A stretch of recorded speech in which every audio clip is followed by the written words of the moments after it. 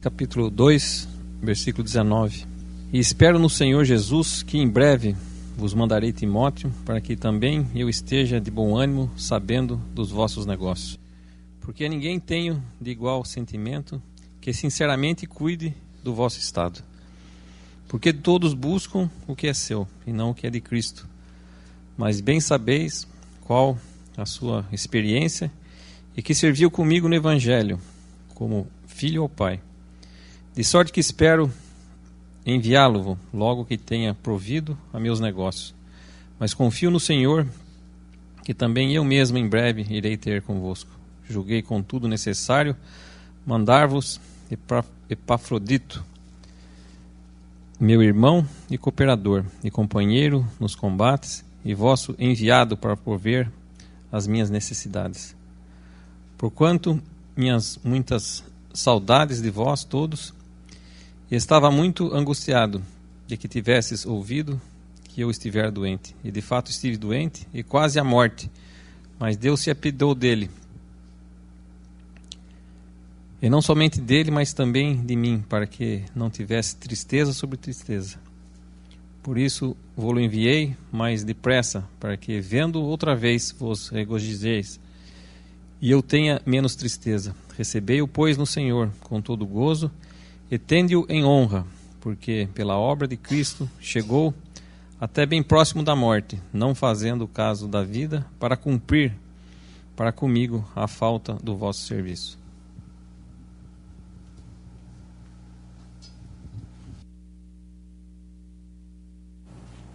Filipenses 2:12, de sorte que, meus amados, assim como sempre obedecestes, não só na minha presença, mas muito mais agora na minha ausência, assim também operai a vossa salvação com temor e tremor, porque Deus é o que opera em vós, tanto o querer como o efetuar, segundo a sua vontade. Fazei todas as coisas sem murmurações nem contendas, para que sejais irrepreensíveis e sinceros, filho de Deus, inculpáveis no meio de uma geração corrompida e perversa, entre a qual resplandeceis como astros no mundo, retendo a palavra da vida, para que no dia de Cristo possa gloriar-me de não ter corrido nem trabalhado em vão, e ainda que seja oferecido por libação sobre o sacrifício e serviço de vossa fé, folgo e me regozijo com todos vós. E vós também regozijai-vos e alegrai-vos comigo por isto mesmo. E espero no Senhor Jesus que em breve vos mandarei Timóteo, para que também eu esteja de bom ânimo, sabendo dos vossos negócios. Tendo agora o exemplo, para que tenhamos o mesmo sentimento que houve também em Cristo, que nós vimos nos versículos anteriores, na primeira reunião, ele fala agora: assim como sempre obedecestes, não só na minha presença, mas muito mais na minha ausência, operai a vossa salvação com temor e tremor. Nós somos salvos por graça. A graça de Deus nos tira de uma posição de perdidos em trevas, nos traz para uma posição de salvos e na luz. Quando somos salvos, nós somos selados com o Espírito Santo. Isso nós vemos em Efésios, que fala: tendo ouvido o evangelho da vossa salvação e tendo também nele crido, fostes selados com o Espírito Santo. Porém, o fato de nós cremos e recebemos o Espírito Santo e jamais podermos perder essa salvação, nós temos que trabalhar essa salvação que temos agora. Isso que ele está falando aqui de operar a vossa salvação com temor e tremor é o exercício diário de agora, nessa salvação que temos em Cristo Jesus, operar nela, de modo que nós cresçamos e sejamos cada vez mais não só salvos, mas úteis para o nosso Salvador. É uma coisa muito comum a gente ver que o simples fato da segurança de ser salvos seja suficiente para a maioria dos cristãos. Muitos falam assim, eu sou salvo, não preciso fazer mais nada. E realmente, nós não podemos fazer nada para tornar a nossa salvação mais válida. Porém, uma vez salvos, nós temos que trabalhar essa salvação para que possamos ser úteis para o Senhor. Porém, é o mesmo Deus que nos salvou, é que nos capacita a operar essa salvação. Nós não fazemos isso no poder da carne, mas do Espírito. Mas certamente a carne está aí ainda. E nós podemos não operar essa salvação vivendo no poder e energia dessa carne, ou querendo satisfazer a nossa própria vontade. Então existe sim, para o cristão, um constante exercício, que o irmão estava falando na reunião de perseverança, das exortações. Existe também para nós a necessidade de estarmos todo dia, a cada dia, julgando a nós mesmos, tendo julgamento próprio e buscando estar disponível para o Senhor para ser usado. Isso eu creio que é o que significa se operar a vossa salvação com temor e tremor. Temor de Deus e tremor. Been with them in the early part of their Christian life. O apóstolo Paulo tinha no início da sua vida cristã, And he was able to counsel them and to meet their difficulties. Ele tinha participado do início da salvação dessas pessoas, né? E ele teve a possibilidade de ver o seu desenvolvimento e crescimento. But now he was in prison. Mas agora ele estava preso. In fact, he had been in prison for almost 4 years at the time he wrote this epistle. E de fato ele já estava em prisões há 4 anos da data que ele escreveu essa carta. So they did not have the apostle among them as previously, as before. E agora eles não tinham mais o apóstolo no meio deles como eles tinham previamente. But he exhorts them to work out their own salvation, cultivate it with fear and trembling. E ele os exorta a operar a salvação deles com temor e tremor.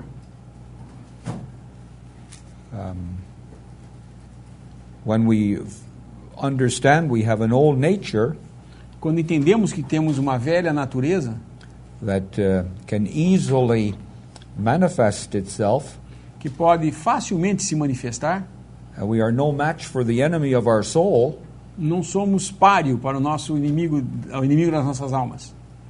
We need to be cast upon the Lord. Temos que confiar em depender de Deus. We don't have the strength in ourselves to meet these difficulties. Não temos a força em nós mesmos para enfrentar essas dificuldades. So we have to look to the Lord Assim temos que buscar no Senhor at all times. o tempo todo.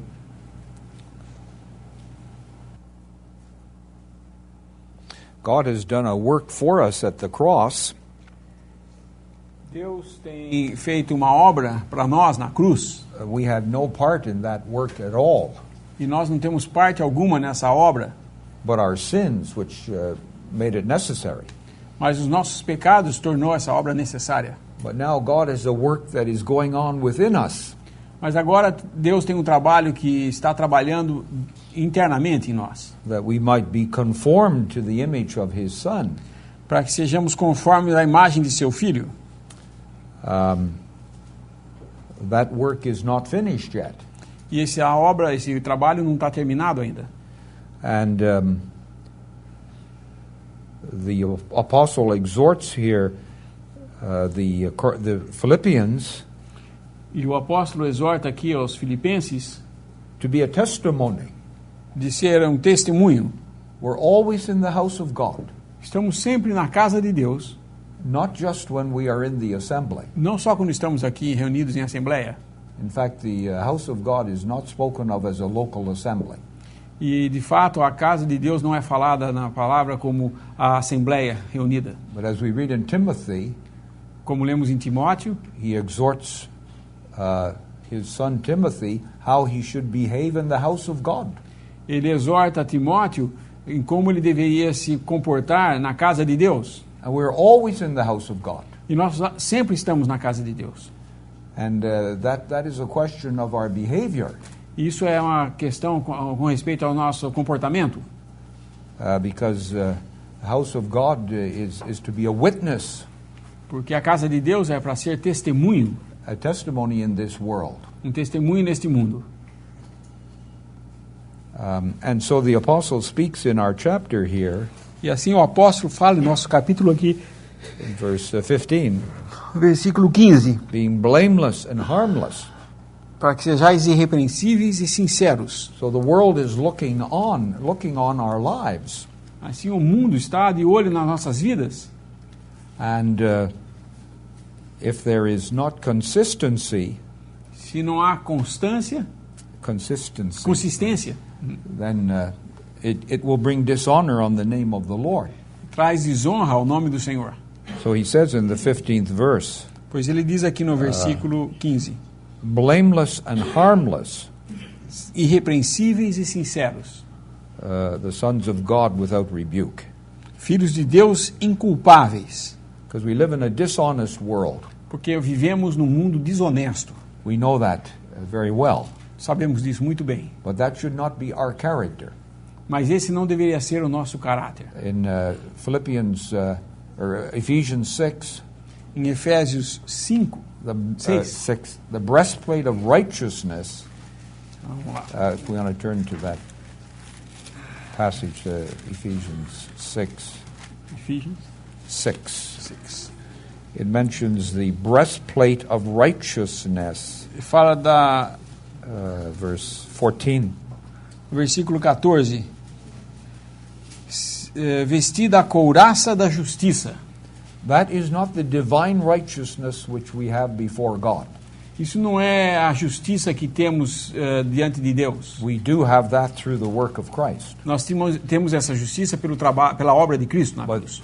this breastplate of righteousness is the practical manifestation of righteousness in our lives. Mas essa couraça da justiça é a justiça prática que nós temos na nossa vida no dia a dia. And so that comes out in our chapter here, E assim, isso é trazido no nosso capítulo aqui, where in verse 15, no versículo 15, because we're bearing a testimony porque estamos levando um testemunho in the house of God. na casa de Deus. And the world is looking on. E o mundo está olhando, né, vendo. And we are not to follow the character of this world. E nós não devemos seguir o caráter deste mundo. You have here the, you might say, the unspoken testimony here. Nós podemos dizer que aqui está falando do testemunho não contado, né, não visto. Our lives and our speech. Nossa vida e nosso falar. And they should correspond. E eles deviam corresponder um com o outro. You look up into the heavens, Se você olhar acima aos céus and you see the heavenly bodies. e você ver os corpos celestes, They're shining in this dark world. eles estão brilhando neste mundo de trevas. They are the moon is only a reflection of the sun. A lua sendo apenas uma reflexão do sol. And so the apostle uses this figure here. E assim o apóstolo usa essa figura aqui. We should be a reflection of Christ in this world. Nós deveríamos ser um reflexo de Cristo aqui neste mundo. And then in verse 16, E aí no versículo 16, holding forth the word of life retendo a palavra da vida, would be more our spoken testimony, would you say? seria mais sobre o nosso testemunho falado. E o que é esse dia de Cristo? No versículo 16, para que no dia de Cristo, que dia é esse? I think the day of Christ is when he will have his bride with him. I would think. O dia de Cristo, eu creio que é o dia em que ele terá a sua noiva com ele. As I mentioned in the talk, this is man's day now. Como eu mencionei no que eu falei, hoje nós temos o dia do homem, Where man seems to be controlling things. quando parece que o homem está sob controle de todas as coisas. And man's will is exalted. E a vontade do homem é exaltada. And the Lord's isn't given his rightful place. E o Senhor não tem o seu lugar aqui, o seu lugar certo. But the day of Christ, I think the apostle looked on to the judgment seat of Christ. Mas eu creio que the Christian The judgment seat of Christ, don't you think? verá o trono de juízo de Cristo. Tribunal de Cristo. The tribunal of Christ. The Lord's day, the day of the Lord O dia do Senhor is in connection with the millennial period. está em conexão com o período do milênio. And it starts at the end of the tribulation E começa no final da tribulação. and goes right through the millennial period E atravessa logo para o período do milênio. until the final judgment of Satan. Até o final, o juízo final de Satanás, no final do milênio. Estou pensando em conexão com aquilo que o irmão estava falando a respeito de que a nova vida ela deve buscar direção do Senhor para aquilo que vai ser feito, né, na nossa vida. Operai a vossa salvação, né, com temor e tremor. Eu me lembro o irmão Bill, que está com o Senhor hoje, falando que a nova vida ela é uma capacidade sem força. Então, Deus deu a nova vida, ela é uma capacidade, mas ela não tem nela mesma força para poder fazer, operar, né, a nossa salvação. Então é como se fosse um automóvel, né, que nós comprássemos aí o último modelo sem combustível, não serve para nada. E a energia para que essa vida opere, dando frutos para Deus, é essa vida viver na energia e direção do Espírito Santo. E para que isso possa ocorrer na nossa vida, né, logicamente que é um exercício diário, né, como os irmãos estão falando, de comunhão com o Senhor, de conhecimento da palavra do Senhor, e perguntar para o Senhor, né, Senhor, o que eu devo fazer? Né? Esse problema que está se apresentando hoje, como resolver? E eu penso que isso é nós considerarmos o Senhor Jesus como o Senhor da nossa vida. Tem um versículo em João 13, quando o Senhor Jesus lava os pés dos discípulos, né, nessa noite que ele foi traído. No versículo 13, João 13, 13: Vós me chamais Mestre e Senhor, e dizeis bem, porque eu o sou. Ora, se eu, Senhor e Mestre, vos lavei os pés, vós também deveis lavar os pés uns aos outros. Então aqui os discípulos, eles conheciam, né, o Senhor Jesus como Mestre e como Senhor. E nós podemos também conhecer o Senhor Jesus nessa ordem, né? Conhecer aquele que ensina, aquele que traz as coisas, aquele que nos fala, né, da sua palavra, mas muitas vezes não estarmos sob o senhorio de Cristo, que é conhecê-lo como Senhor da nossa vida. E aí o Senhor Jesus, no versículo seguinte, ele coloca qual é a correta ordem, né, dessas duas qualidades do Senhor, tanto de mestre como Senhor. Em primeiro lugar, ele é Senhor, e depois mestre. Então isso eu creio que tem a ver com aquilo que nós nos convertemos E começamos a nossa vida cristã conhecendo o Senhor e cada vez mais dele e mais dele. E à medida em que nós vamos nos submetendo ao senhorio de Cristo, reconhecendo Ele como Senhor, não só naquilo, como o irmão estava falando, naquilo que nós falamos, mas naquilo que nós vivemos também, então nós vamos aprender a nos submeter a Cristo e assim seremos dirigidos pela força que o Espírito Santo nos dá para dirigir essa nova vida, que essa nova vida não tem força em si mesma. Ela deve ser dirigida pelo Espírito Santo, para que possa então dar fruto. Porque diante de um problema, diante de uma situação, eu tenho, na minha experiência, na minha natureza, naquilo que eu aprendi na minha vida, vamos dizer assim, natural, eu posso ter uma forma de resolver aquela questão. Mas isso muitas vezes não é como o Senhor quer que a gente haja, em determinada situação. Até o John falou uma coisa muito interessante, que existem situações que nós fomos agravados, nós fomos mal interpretados, e muitas vezes o que a gente quer fazer? Não, eu vou lá, vou colocar, deixar bem claro o que é essa situação. E muitas vezes o que nós devemos fazer? Deixar isso com o Senhor. Deixar isso com Ele, porque Ele vai, a seu tempo, consertar essa situação. E uma vez teve uma irmã, que ela já está com o Senhor, ela tinha 90 anos, quando ela falou isso.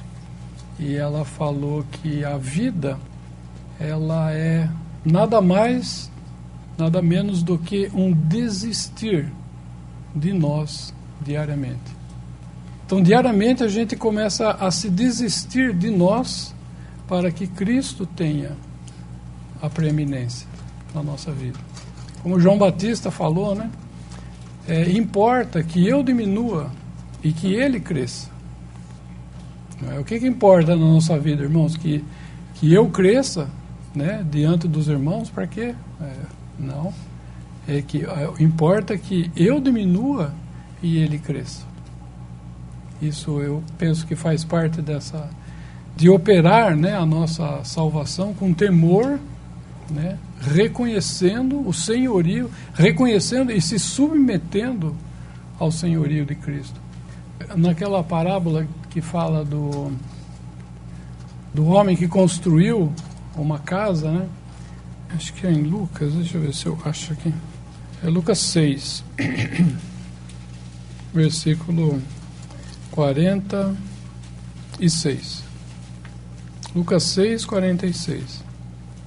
Por que me chamais Senhor, Senhor, e não fazeis o que eu digo? Qualquer que vem a mim e ouve as minhas palavras e as observa, eu vos mostrarei a quem é semelhante. E são 3 situações. Aquele que vem a mim. Uma coisa é nós irmos a Cristo, como pecadores, ouvimos o Evangelho e fomos a Cristo. E ouve as minhas palavras. Isso é uma segunda coisa.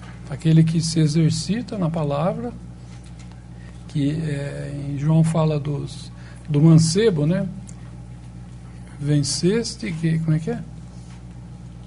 Conhece a minha palavra e venceste o maligno, Isso é uma segunda coisa, conhecer. E a terceira e as observa. Eu creio que esse observar a palavra do Senhor tem a ver com nós nos submetermos ao senhorio de Cristo, nessa senda diária, desistindo dos nossos pensamentos e sendo conformados, como o irmão estava falando, conformados a Cristo. Hoje Deus está, Romanos 8 fala que nós estamos sendo conformados a Cristo. Ou seja, Deus está nos colocando numa forma, para que nós sejamos conformes à imagem, de Cristo. I think in that connection of the day of Christ, I think it's important to distinguish between the Lord's coming and the Lord's appearing. Em conexão com o dia do Cristo, eu acho que é importante nós fazermos a distinção entre a vinda do Senhor e The appearing. a aparição, a manifestação do Senhor. They take place at different times. Eles têm lugar em tempos diferentes. Now, we are looking for the Lord's coming at any moment. Nós estamos esperando pela vinda do Senhor a qualquer momento. The rapture. Isso é o arrebatamento. But we are going to return with Christ Mas nós vamos voltar com Cristo when He comes to set up His kingdom. quando Ele vier para estabelecer o seu reino. And then the rewards will have been given. E aí os galardões terão sido dados. And the apostle, I think the apostle is looking on to that time. E eu creio que o apóstolo aqui está vendo nesse tempo. When he sees his his beloved Philippian saints, believers, Quando ele vê esses amados irmãos filipenses receiving a reward, recebendo uma recompensa, it will be a joy to him. isso será um gozo para ele. And the manifestation is at the end of the tribulation period. E a manifestação disso será no fim do período da tribulação. And that's when the rewards will be manifested. E aí é quando essas recompensas, esses galardões serão manifestados. In fact, the rewards are for the millennial period. E de fato esses galardões serão para o período do milênio. So our position in the millennium will be according to our walk down here. E assim a nossa posição no milênio será de acordo com o nosso andar agora aqui. O nosso andar aqui na Terra, dia a dia, nós estamos constantemente aprendendo a como andar e como glorificar a Deus nas coisas que a gente faz, dando um testemunho para o mundo. Cada um de nós vai receber a recompensa por isso que fizemos. Não no sentido de falar que vai haver um juízo, você andou errado, então você vai ter que pagar isso ou aquilo. Não é isso. Isso daí é invenção humana, no sentido. Mas cada um de nós vai ter, da parte do Senhor, um reconhecimento daquilo que foi feito durante esse trajeto aqui na Terra, e cada um receberá o galardão. O galardão, essa coroa, na realidade, são recompensas por aquilo que foi feito. Então, durante o milênio, nós que somos cristãos e somos parte da igreja, seremos arrebatados, antes da tribulação, somos arrebatados a encontrar com Cristo nos ares. Transformados, os que morreram ressuscitam e recebem um corpo transformado. Os que estiverem vivos nesse arrebatamento serão transformados e juntos com aqueles transformados, ressuscitados e transformados, vão se unir com Cristo nos ares. O mundo não vai ver isso. Pois bem, durante o período da tribulação, esses 7 anos que vai haver de tribulação, a igreja já não está na terra. E é por isso que vai haver uma tribulação tão grande. Porque quando a igreja sobe, o que é a igreja? A igreja não é a minha igreja, ou a igreja de fulano, ou qual a denominação. A igreja que ele diz aqui é todo aquele que é salvo pelo sangue de Cristo Jesus. Todo aquele que é salvo pelo sangue de Cristo, que crê nesse evangelho da salvação, é selado com o quê? Com o Espírito Santo. Então o arrebatamento, na realidade, é o Espírito Santo voltando, saindo da terra, não mais aqui na terra. Uma vez que o Espírito Santo já não está na terra, o mal tem toda a liberdade para agir, porque hoje o mal já age no nosso meio, porém tem um que o retém, que segura ele, a sua ação, é o Espírito Santo na terra. Se o mundo não está em pior condições hoje, é porque a igreja está aqui ainda. Por o momento que a igreja sair daqui, vai ser sofrimento como nunca foi visto. Porém, isso é a vinda do Senhor para os seus, que as Escrituras narram. Agora, haverá a vinda do Senhor com os seus, que isso é no final dos 7 anos de tribulação, Cristo, que já está com a sua noiva há 7 anos lá, e nós lá regozijando e desfrutando da sua presença, voltaremos com ele porque ele vem para estabelecer o seu reino milenar. Nós não ficaremos aqui na terra dentro desse reino. Muitos hinos que a gente ouve em algumas denominações em que falam do rei.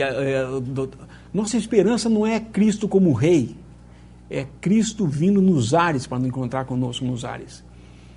E o milênio, que vai ser o reinado, nós estaremos reinando com ele, mas numa posição não aqui na terra. Aqui na terra seriam aqueles que ouviram o evangelho do reino, que é pregado nesses 7 anos de tribulação. Nós não temos o evangelho do reino para nós. O nosso evangelho é o evangelho da graça que foi pregado. Então a nossa posição, eu estou explicando isso para a gente entender o que cada coisa significa aqui. Quando voltarmos na manifestação de Cristo com os seus para estabelecer o reino, esses seus somos nós, a igreja, que estaremos com ele, para sempre. Porém, durante esse milênio, nós teremos participação nesse milênio. Não aqui na terra, mas como ele sendo o rei, nós teremos participação. E essa participação é de acordo com os galardões que recebemos, as coroas que recebemos, do que praticamos aqui na terra nesse período da graça que nós estamos. Porém, o que a gente vê em Apocalipse é que no final desse milênio, nós depositaremos essas coroas aos pés daquele que não deu. Não é um negócio que nós vamos ter na eternidade, diferenças. Eu fiz mais, eu vou estar numa posição melhor. Nada disso. Isso tem relação com o milênio, a coroa. Porque no final do milênio, quando Cristo vier para julgar aí Satanás e seus anjos e atirá-los no lago de fogo, juntamente com os que não creram, nós depositaremos essas coroas aos pés de Cristo, reconhecendo que nem isso nós temos nenhum mérito nisso que nós fizemos. E devolvemos a Ele, como praticamente pensar assim, nós colocamos isso diante de Deus outra vez, e aí nós entramos no que chama o estado eterno, em que Ele devolverá a Deus aquilo que foi dado para Ele depois desse milênio, e nós entramos então num estado eterno de coisas em que Satanás estará para sempre no lago de fogo e de enxofre, juntamente com os seus anjos e todos os incrédulos, e nós estaremos gozando plenamente de tudo que Deus é, e já no estado eterno das coisas, né? Isso é em 1 Coríntios 15, fala sobre isso daí, desse período em que no final tudo vai ser devolvido, né? 1 Coríntios, vale a pena a gente ler lá, 1 Coríntios 15, aqui quando Paulo vai falar sobre a ressurreição, porque na igreja em Corinto, os irmãos de Corinto, havia alguns dizendo que o homem não ressuscitava, não existia ressurreição. E ele começa falando então da ressurreição, e aí ele chega no final em que ele vai descrever sobre isso. 1 Coríntios capítulo 15, versículo 22. Porque assim como todos morrem em Adão, assim também todos serão vivificados em Cristo. Mas cada um por sua ordem. Cristo as primícias, depois os que são de Cristo na sua vinda. Depois virá o fim, quando tiver entregado o reino a Deus, ao Pai, e quando houver aniquilado todo o império e toda a potestade e força. Porque convém que reine até que haja postos a todos os inimigos debaixo dos seus pés. Ora, o último inimigo que há de ser aniquilado é a morte, porque todas as coisas sujeitou debaixo de seus pés. Mas quando diz que todas as coisas lhe estão sujeitas, claro está que se excetua aquele que sujeitou todas as coisas. E quando todas as coisas lhe estiverem sujeitas, então também o mesmo Filho se sujeitará àquele que todas as coisas lhe sujeitou, para que Deus seja tudo em todos. Então nós vemos aqui, em poucos versículos, o que é a história disso daí. Desde Adão, todos morrem em Adão, todos serão vivificados em Cristo. E aí ele fala como que é isso. Tem a sua ordem. A ordem é Cristo primeiro. Cristo ressuscitou dentre os mortos. Ele é as primícias. Essa é a primeira ressurreição, da qual Cristo é o primeiro. Depois, os que são de Cristo na sua vinda. Isso é o arrebatamento. É parte da primeira ressurreição, em que todos os que morreram em Cristo serão ressuscitados. E serão ressuscitados porque Cristo ressuscitou primeiro. Depois disso daí, então vem, ele fala aqui do final, mas nesse meio, no versículo 25, ele explica o que é o milênio. Porque convém que reine, até que haja posto todos os inimigos debaixo de seus pés. Esse é o milênio. É o arrebatamento, depois do arrebatamento vem o milênio, e depois do milênio volta-se então no juízo do inimigo, que ele fala no versículo 24, depois virá o fim, quando tiver entregado ao reino a Deus e Pai, quando houver aniquilado todo o império e toda a potestade e força. Isso é Satanás, jogado no lago de fogo de enxofre. E daí então, quando isso ocorre, entra-se no estado eterno, que é o versículo 28. Quando todas as coisas estiverem sujeitas, inclusive Satanás, se sujeitando a Deus, indo para o lago de fogo e lá, sem nenhuma autoridade para fazer o que ele faz hoje, por exemplo, né? Então, o mesmo Filho se sujeitará àquele que todas as coisas se sujeitou, ou seja, a Deus, para que Deus seja tudo em todos. Esse é o estado eterno.